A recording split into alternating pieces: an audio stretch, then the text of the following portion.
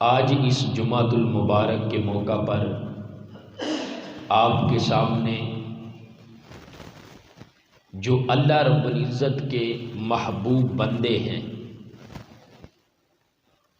ان کی بارگاہ میں جانا، ان کے مزارات پر حاضری دینا، یہ اس کی کتنی برکات ہیں اور اللہ کے ولیوں کا کس قدر فیض ملتا ہے۔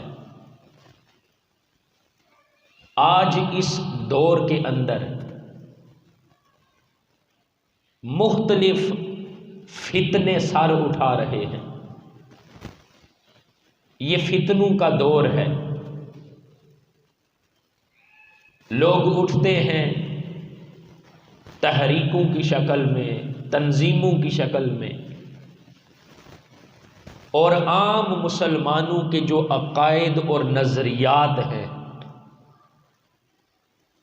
ان کو خراب کرنے کی کوشش کرتے ہیں۔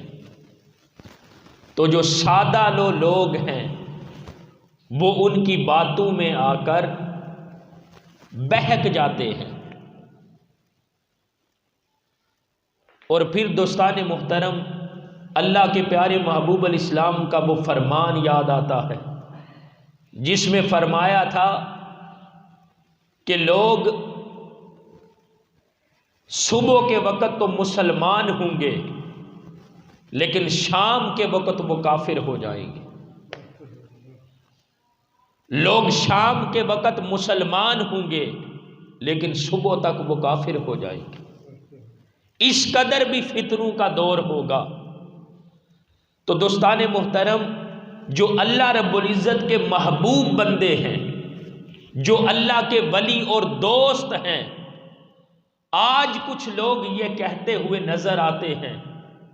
کہ ان کے مزارات پر جانے کا کیا فائدہ، ان کے درباروں پر، ان کے آستانوں پر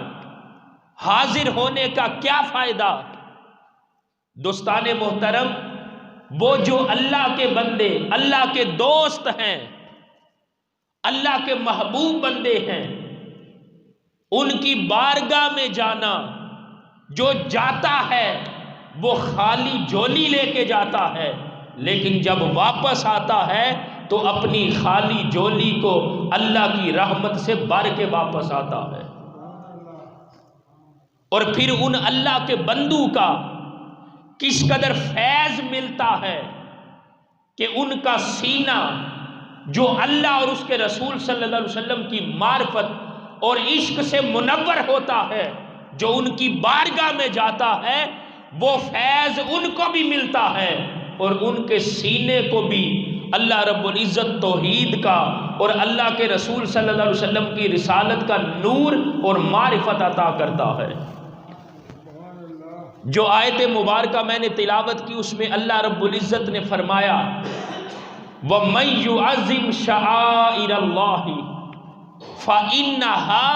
مِن تَقْوَى الْقُلُوبِ، جو اللہ کی نشانیوں کا ادب و احترام کرتا ہے، جو اللہ کی نشانیوں کا ادب و احترام کرتا ہے، فرمایا فَإِنَّهَا مِن تَقْوَى الْقُلُوبِ، وہ کس وجہ سے ہے کہ ان کے دلوں میں جو ہے وہ تقوی موجود ہے۔ دلوں میں تقوی ہو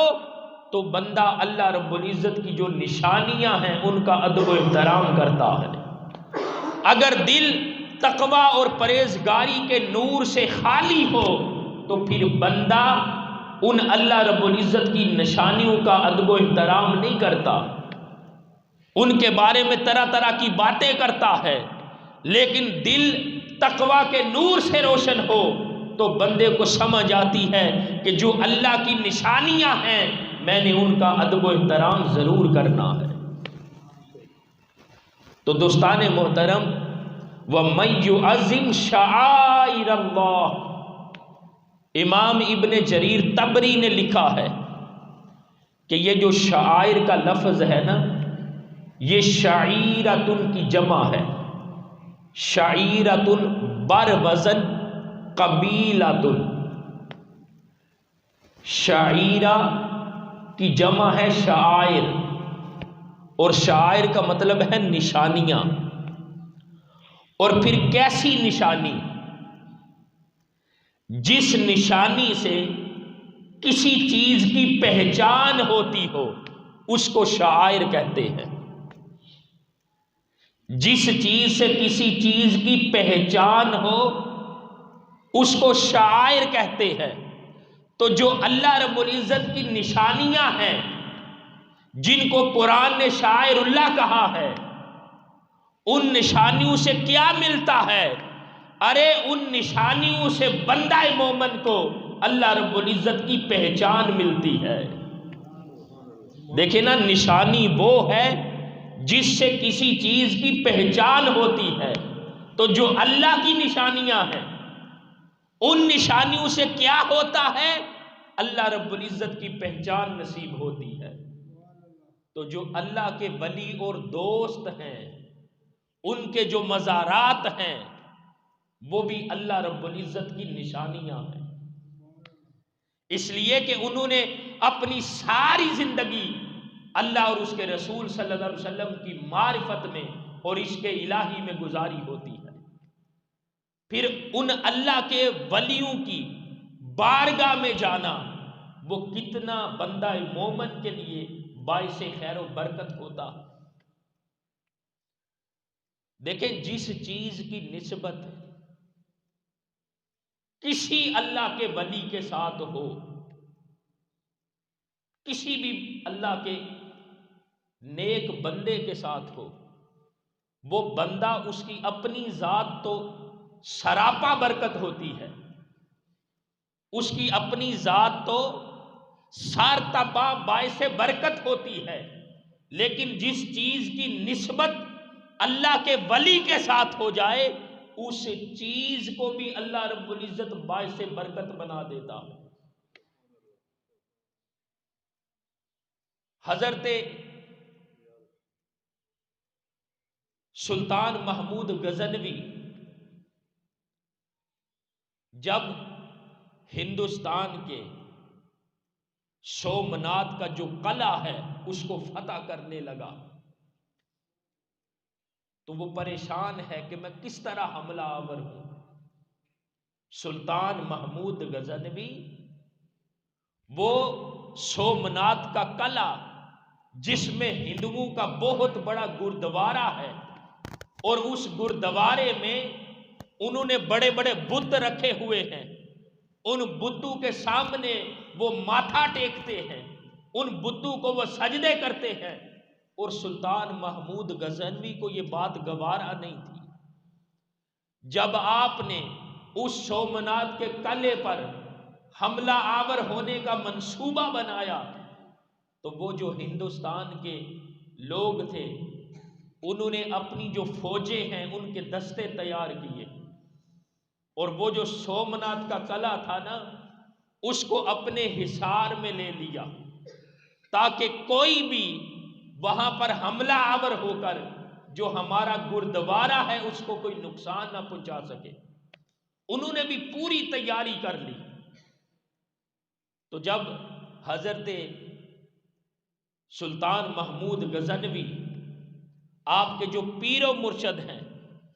حضرت ابو الحسن حرکانی رحمت اللہ علیہ، سلطان محمود غزنوی کو جب پتہ چلا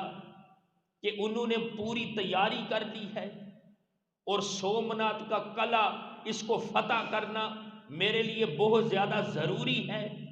تو سلطان محمود غزنوی سیدھا اپنے پیر و مرشد حضرت ابو الحسن حرکانی کے پاس آیا اور عرض کرتا ہے، حضور سومنات کے قلعے کو جہاں ہندوؤں کا بہت بڑا گردوارہ ہے، عبادت کا مرکز ہے، بڑے بڑے بت رکھے ہوئے ہیں، اس کو فتح کرنا یہ بہت زیادہ ضروری ہے. جب یہ عرض کیا تو حضرت ابو الحسن حرکانی رحمت اللہ علیہ آپ نے اپنا جو کرتا تھا، اپنی جو قمیص تھی، حضرت ابو الحسن حرکانی نے اپنی قمیص سلطان محمود غزنوی کو عطا کی اور فرمایا جس دن تم نے سومنات کے قلعے کو فتح کرنے کا ارادہ ہو، اس روز صبح کی نماز کے بعد، نماز سے فارغ ہونے کے بعد اللہ رب العزت کی بارگاہ میں یہ جو میرا کرتا ہے اس کا وسیلہ دے کر اللہ کی بارگاہ میں دعا مانگنا۔ جب اللہ کی بارگاہ میں دعا مانگو گے تو اللہ رب العزت دعا کو ضرور قبول فرمائے گا۔ تو سلطان محمود غزنوی جس روز سومنات کے قلعے پر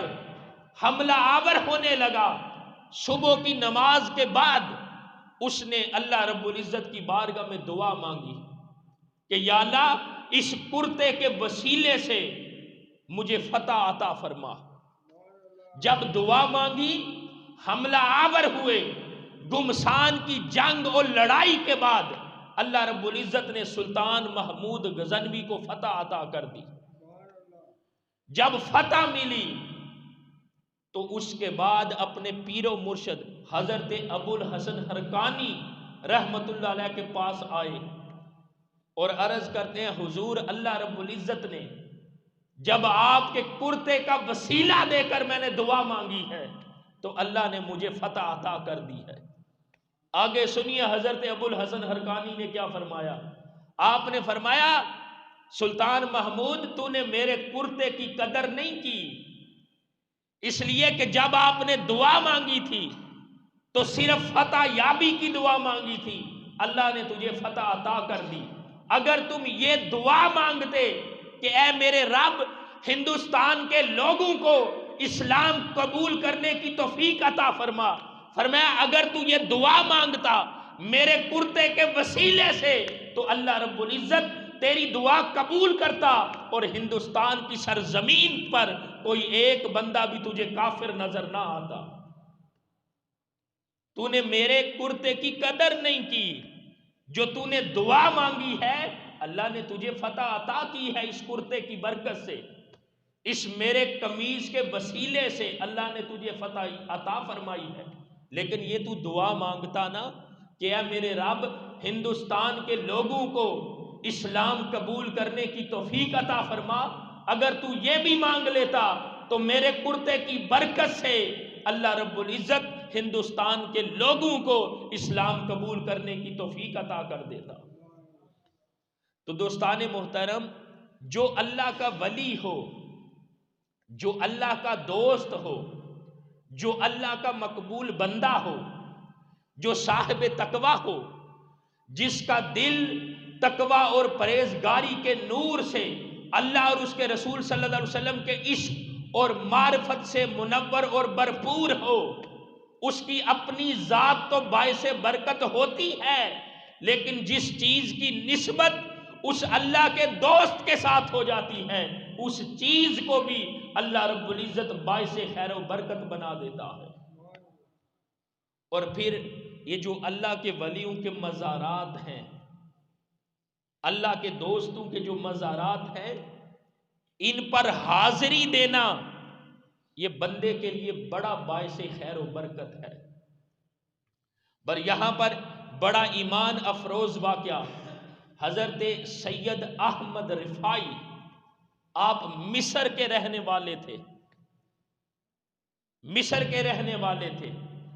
ہر وقت اللہ کے رسول صلی اللہ علیہ وسلم کے عشق میں تڑپتے رہتے، اللہ اور اس کے رسول صلی اللہ علیہ وسلم کے ذکر میں مصروف رہتے۔ جب اللہ کے رسول صلی اللہ علیہ وسلم کے ہجر اور فراق میں تڑپتے تو ایک دن ایسا بھی آیا جب اللہ رب العزت نے حضرت سید احمد رفاعی کو، ایک دن ایسا بھی آیا جب حضرت سید احمد رفاعی اللہ رب العزت کے پیارے رسول صلی اللہ علیہ وسلم کے روضہ اقدس پر حاضر ہونے کے لیے گئے۔ جب دور تھے تو تڑپتے تھے اللہ کے رسول کے ہجر اور فراق کے اندر، لیکن جب اللہ رب العزت نے اللہ کے پیارے محبوب صلی اللہ علیہ وسلم کی بارگاہ میں حاضری کا شرف بخشا، جب حضرت سید احمد رفاعی روضہ رسول پر حاضر ہوئے تو آپ نے سلام عرض کیا، اور سلام کن الفاظ کے ساتھ عرض کیا؟ جو آج ہم بھی پڑھتے ہیں، الصلاۃ والسلام علیک یا رسول اللہ، الصلاۃ والسلام علیک یا حبیب اللہ۔ سید احمد رفاعی روضہ انور پر حاضر ہو کر اللہ کے رسول صلی اللہ علیہ وسلم کی بارگاہ میں عرض کرتے ہیں، الصلاۃ والسلام علیک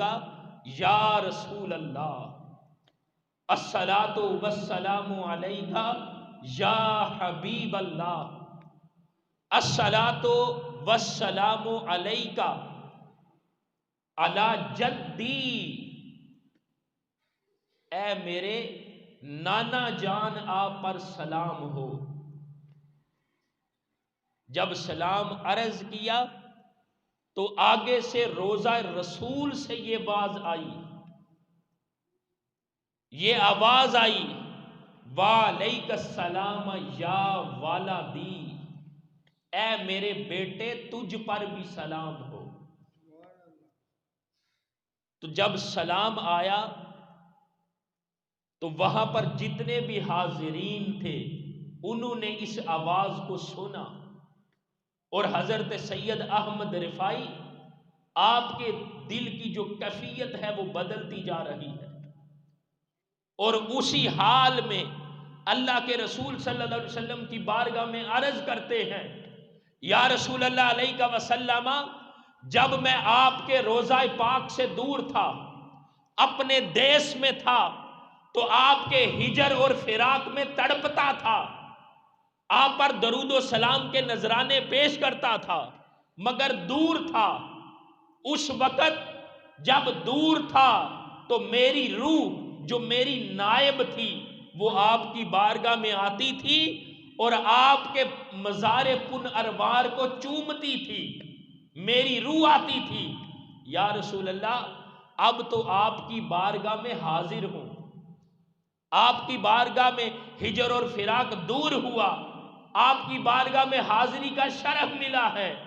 یا رسول اللہ علیہ وسلم میری خواہش یہ ہے کہ آپ اپنا دست انور باہر نکالے، میں اس کو چومنا چاہتا ہوں، میں اس کو بوسہ دینا چاہتا ہوں۔ جب حضرت سید احمد رفاعی نے اس انداز میں اللہ کے رسول صلی اللہ علیہ وسلم کی بارگاہ میں عرض کیا ہے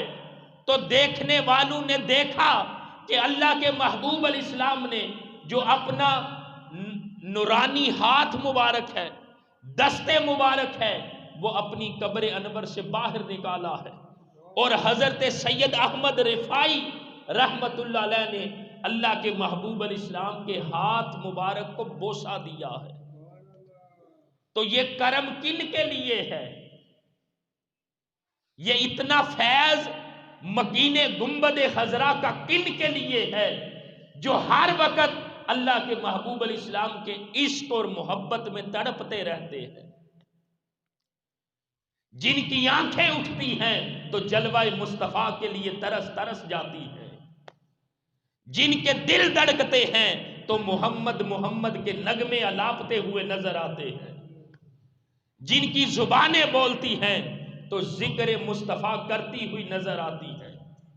یہ اللہ کے محبوب علیہ السلام کا کرم اور فیض ان غلامان مصطفیٰ کے لیے ہے۔ تو دوستان محترم، یہ اللہ کے محبوب علیہ السلام کی بارگاہ میں مزار پر انوار پر، روضہ انور پر جو سید احمد رفاعی پر کرم ہوا ہے، یہ اس بات کی دلیل ہے کہ جو اللہ کے محبوب بندو کی بارگاہ میں حاضر ہوتا ہے، اللہ رب العزت اس کے خالی دامن کو اپنی رحمت کے ساتھ بھر دیتا ہے۔ تو دوستان محترم، جو اللہ رب العزت کی نشانیاں ہیں، جو ان کا ادب و احترام کرتا ہے، فرمایا وہ کس وجہ سے ہے؟ اس بندے کا جو دل ہے وہ تقوی کے ساتھ بھرا ہوا ہے۔ اگر بندہ اللہ کی نشانیوں کا ادب و احترام نہیں کرتا، وہ سارا کچھ تو ہو سکتا ہے مگر دل تقوی سے بھرا ہوا نہیں ہو سکتا۔ اللہ رب العزت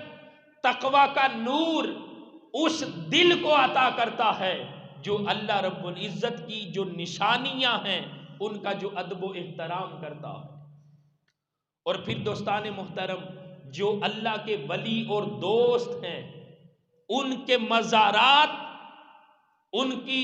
منور قبریں، یہ بھی اللہ رب العزت کی نشانیوں میں سے ہے۔ حضرت سلطان الہند خواجہ اجمیری، خواجہ غریب نواز رحمت اللہ علیہ، جب آپ اپنے مرشد کے حکم سے تبلیغ کرنے کے لیے ہندوستان کی سرزمین پر آئے ہیں تو حضرت خواجہ غریب نواز نے حضور داتا گنج بخش علی حجویری، ان کا جو مزار پر انوار ہے، قبر انور ہے، وہاں پر حاضر ہو کر حضرت خواجہ اجمیری، خواجہ غریب نواز رحمت اللہ علیہ نے چلا کاٹا ہے۔ 40 دن حضرت داتا گنج بخش علی حجویری کے مزار پر انوار پر چلا کیا، اور اس کی وجہ سے جو حضرت خواجہ غریب نواز کو فیض ملا، انوار و تجلیات الہیہ کا فیض نصیب ہوا، جب وہ فیض ملا، چلا ختم ہوا، تو اپنی زبان سے کیا کہتے ہیں؟ اگر آج بھی داتا صاحب جائیں تو جو مین دروازہ ہے نا، اس کی پیشانی پہ یہ لکھے ہوئے اشعار ہیں، اور یہ اشعار کس نے بولے تھے؟ حضرت خواجہ غریب نواز رحمت اللہ علیہ نے فرمایا، گنج بخش فیض عالم، مظہر نور خدا، ناقصاں راہ پیر کامل، کاملاں راہ رہنما۔ جب وہ فیض ملا تو آپ بے ساختہ بول اٹھے کہ گنج بخش فیض عالم، یہ جو داتا حجویری ہے نا، اس کا فیض عالم میں بٹ رہا ہے۔ مظہر نور خدا، علم و عرفان کے، خدا کی معرفت کے جو خزانے ہیں وہ داتا حجویری کی بارگاہ سے لوگ لوٹ رہے ہیں۔ ناقصاں راہ پیر کامل، جو لوگ ناقص ہیں داتا حجویری ان کے لیے پیر کامل ہے، اور کاملاں راہ رہنما، جو لوگ کامل ہیں فرمایا ان کے لیے بھی داتا گنج بخش علی حجویری رہنما ہیں۔ تو دوستان محترم، حضرت سلطان الہند کو جو فیض ملا ہے اس بارگاہ سے، تو وہ کہاں پر بیٹھے تھے؟ اللہ کے ولی کی بارگاہ میں، اللہ کے ولی کے مزار پر انوار پر بیٹھے تھے۔ تو انوار تجلیات الہیہ نے دوستان محترم ان کے سینے کو منور کر دیا ہے، اور اس کے بعد بول اٹھے ہیں کہ گنج بخش فیض عالم، مظہر نور خدا، ناقصاں راہ پیر کامل، کاملاں راہ رہنما۔ پھر دوستان محترم، آج جو اللہ کے بندوں کے، اللہ کے ولیوں کے، شرط یہ ہے کہ وہ اللہ کا ولی ہو، وہ مرد کامل ہو، وہ مرد حق ہو۔ اگر بندہ اس کی بارگاہ میں چلا جائے تو اللہ رب العزت ضرور بھی ضرور اس بندے کے صدقے اپنے بندوں پر کرم کرتا ہے، ان بندوں کے وسیلے سے اپنے بندوں کے خالی دامن کو بھرتا ہے، اس لیے کہ وہ اللہ کے دوست جنہوں نے ساری زندگی اللہ اور اس کے رسول کے ذکر میں گزاری ہو، اللہ اور اس کے رسول کی یاد میں گزاری ہو، جب وہ دنیا سے چلے جاتے ہیں، دنیا میں تھے تو اللہ رب العزت کے ذکر کو انہوں نے اپنی زندگی کا اوڑھنا بچھونا بنا لیا تھا، جب دنیا سے گئے ہیں دنیا میں تھے، ذاکر تھے، جب دنیا سے چلے جاتے ہیں پھر ذاکر نہیں، پھر مذکور بن جاتے ہیں۔ دنیا میں تھے اللہ کا ذکر کرتے تھے، جب دنیا سے چلے گئے مذکور بن گئے، اور اللہ رب العزت خود اپنے ان بندوں کا ذکر کرواتا ہے۔ وہ جو فرمائے نا فَاذْكُرُونِي أَذْكُرْكُمْ، تم مجھے یاد کرو میں تمہیں یاد کروں گا، اس کا یاد کرنا یہی ہے کہ جو اللہ کے بندے دنیا میں اپنے رب کو یاد کرتے رہتے ہیں، جب وہ دنیا سے چلے جاتے ہیں ان کی یاد کو اللہ رب العزت اپنے بندوں کے دلوں میں ڈال دیتا ہے۔ اسی لیے تو ان اللہ کے بندوں کی بارگاہ میں لوگ جوک در جوک، کشاں در کشاں چلے جاتے ہیں اور ان کی بارگاہ میں حاضر ہو کر اپنے خالی دامن کو اللہ کی رحمت سے بھرتے ہیں۔ اصل زندگی وہ ہے جو زندگی اللہ اور اس کے رسول کے ذکر میں گزرتی ہے۔ ایک زندگی وہ بھی ہے، دیکھیں نا، جو بندہ ہے نا اس کا دل دھڑک رہا ہے، بندہ سمجھتا ہے یہ زندہ ہے، دل دھڑک رہا ہو بندہ سمجھتا ہے کہ زندہ ہے، لیکن حدیث اللہ کے رسول کا فرمان کہتا ہے اگر دل دھڑک رہا ہو اور اللہ کی یاد اور ذکر نہ کرے، دل دھڑکتا بھی رہے تو وہ مردہ ہے۔ اگر اللہ کی یاد اور اللہ کے ذکر میں مشغول ہو تو فرمایا حقیقت میں وہ زندہ ہے۔ اور اللہ کے ولی اور دوست، اگر کوئی بندہ اس جدید دور میں بیٹھا ہوا کار میں ہو اور اللہ کا ذکر نہ کرتا ہو، اگر بیٹھا ہوا کار میں ہو اللہ کا ذکر نہ کرتا ہو، وہ کار میں بیٹھ کر بھی مردہ ہے۔ اور جو اللہ کا ذکر کرتا ہے دنیا سے جانے کے بعد وہ لیٹا ہوا مزار میں ہو، وہ تب بھی زندہ ہے۔ کیوں؟ اس لیے کہ اس نے اپنے دل کو اللہ رب العزت کے ذکر اور یاد میں اتنا مصروف کر لیا ہوتا ہے، اللہ رب العزت کی ذات میں خود کو اس قدر فنا کر لیا ہوتا ہے کہ اللہ رب العزت اس کے دل کو وہ زندگی عطا کرتا ہے۔ جو ذکر اور یاد نہیں کرتا اس کو وہ زندگی نصیب نہیں ہوتی، اس کے لیے فنا ہے۔ اور جو ہر وقت اللہ اور اس کے رسول کی یاد میں رہتا ہے، مرنے کے بعد بھی اس کے لیے فنا نہیں بلکہ پرسکون اس کے لیے بقا ہے۔ اور دوستان محترم، جو اللہ کے ولی اور دوست ہیں ان کے جو مزارات ہیں وہ اس لیے ہیں ان کو دیکھیں تو اللہ رب العزت بھی ان کو یاد آئے کہ یہ بندے جو صاحب مزار ہیں، جنہوں نے ساری زندگی اللہ رب العزت کی یاد اور ذکر میں گزاری ہے، جب لوگ دیکھیں تو ان کے دلوں میں بھی یہ بات ڈل جائے کہ ہم نے بھی اپنی زندگی اللہ اور اس کے رسول صلی اللہ علیہ وسلم کے ذکر میں گزار لی ہے۔ اب آخری بات کرنے لگا ہوں، حضور غوث اعظم شیخ سید عبد القادر جیلانی رضی اللہ تعالیٰ عنہ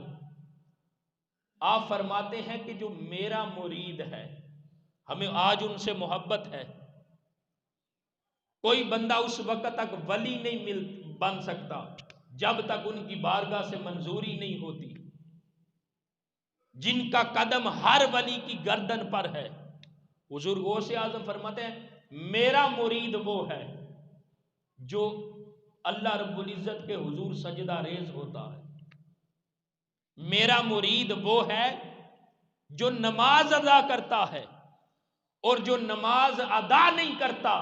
اللہ کے حضور سجدہ ریز نہیں ہوتا، حضور غوث اعظم فرماتے ہیں وہ میرا مرید نہیں ہے۔ ہم یہ کہیں کہ ہم مرید ہیں اور وہ فرمائیں مرید نہیں ہے۔ مرید وہ ہے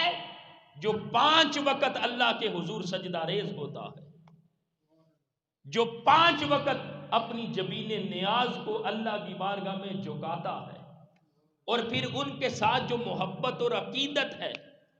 ان کی یاد میں ہر مہینے دوستان محترم جو 11ویں شریف دیتے ہیں، اس کا راز کیا ہے؟ حضور غوث اعظم رضی اللہ تعالیٰ عنہ جو ہر وقت یاد الہی میں مصروف رہتے تھے، آپ کی زندگی میں سال کے 12 مہینوں میں کوئی مہینہ ایسا نہیں گزرتا تھا، آپ نے اپنی زندگی میں سینکڑوں چلے کیے ہیں، سینکڑوں چلے، اور جو ہر چلا تھا نا جو اللہ رب العزت کی یاد میں کرتے تھے، ہر چلا حضور غوث اعظم چاند کی یکم کو شروع کرتے، چاند کی یکم کو شروع کرتے، اور اگلا جو چاند ہے اس کی 10 تاریخ کو جب 40 دن مکمل ہوتے تو وہ چلا ختم کرتے۔ پھر اسی طرح ہر مہینے کی جو 10 تاریخ آتی ہے اس کو چلا ختم ہوتا، پچھلے مہینے کی جو یکم تاریخ تھی اس کو چلا شروع کرتے۔ اس طرح آپ نے سینکڑوں چلے کاٹے، اور 40 دن جب مکمل ہوتے، دوسرے مہینے کی چاند کی جب 10 تاریخ کو 40 دن پورے ہوتے تو 11 تاریخ کو حضور غوث اعظم رضی اللہ تعالیٰ عنہ اس چلے کی وجہ سے جو انوار و تجلیات ملتے تھے، جو انوار و تجلیات کے سمندروں میں غوطہ زن ہوتے تھے، جو فیض ملتا تھا، اس فیض کی وجہ سے 11ویں دن حضور غوث اعظم رضی اللہ تعالیٰ عنہ کوئی نہ کوئی چیز پکا کر لوگوں کے اندر تقسیم کرتے تھے۔ اس لیے کہ قرآن پاک میں فرمایا قُلْ بِفَضْلِ اللَّهِ وَبِرَحْمَتِهِ فَبِذَلِكَ فَلْيَفْرَحُوا هُوَ خَيْرٌ مِّمَّا يَجْمَعُونَ۔ فرمایا جب اللہ کا فضل اور اس کی رحمت ملے تو اس پر ضروری ہے کہ تم خوشیاں مناؤ۔ ہوا خیر مما یجمعون، وہ اس چیز سے بہتر ہے جو تم جمع کرتے ہو۔ تو حضور غوث اعظم شیخ عبد القادر جیلانی جب چلا کرتے، انوار و تجلیات کا فیض ملتا، وہ چلا ختم ہوتا تو 11 تاریخ کو کوئی نہ کوئی چیز اللہ رب العزت کے بندوں میں وہ پکا کر تقسیم کرواتے تھے۔ اور یہ ادا ان کی اللہ کو اتنی پسند آئی کہ ان کے ماننے والے شرق تا غرب، شمال تا جنوب، دنیا کے کونے کونے میں جہاں جہاں بستے ہیں، جب وہ 11 تاریخ آتی ہے تو ان کی یاد میں 11ویں شریف کے نام پر حضور غوث اعظم کی روح کو وہ اصال ثواب کرتے ہیں، ان کی محبت میں لنگر تقسیم کرتے ہیں۔ اور فیض کہاں سے ہے؟ حضور غوث اعظم رضی اللہ تعالیٰ عنہ کی بارگاہ سے۔ تو دوستان محترم، وہ جو اللہ کے محبوب بندے ہیں انہوں نے تو اپنی ساری زندگی اللہ رب العزت کی یاد میں گزاری ہوتی ہے، اور آج ہم ان کا نام لیں، آج ہم ان کی 11ویں کے لنگر بھی پکائیں، اور ہم اللہ کے حضور 5 وقت سجدہ ریز بھی نہ ہوں، ان کی یاد بھی منائیں اور نماز کی طرف نہ آئیں، ان کی 11ویں شریف کا لنگر بھی تقسیم کریں اور اللہ کے حضور سجدہ ریز بھی نہ ہوں۔ اور حضور غوث اعظم فرماتا ہے میرا مرید وہ ہے جو اللہ کے حضور سجدہ ریز ہوتا ہے، جو اللہ کی بارگاہ میں نماز ادا کرتا ہے۔ اللہ تعالی ہم سب کو اپنے محبوب بندوں کی جو تعلیمات ہیں ان کو سمجھنے کی توفیق عطا فرمائے۔ وَمَا عَلَيْنَا إِلَّا الْبَلَاغُ الْمُبِينُ۔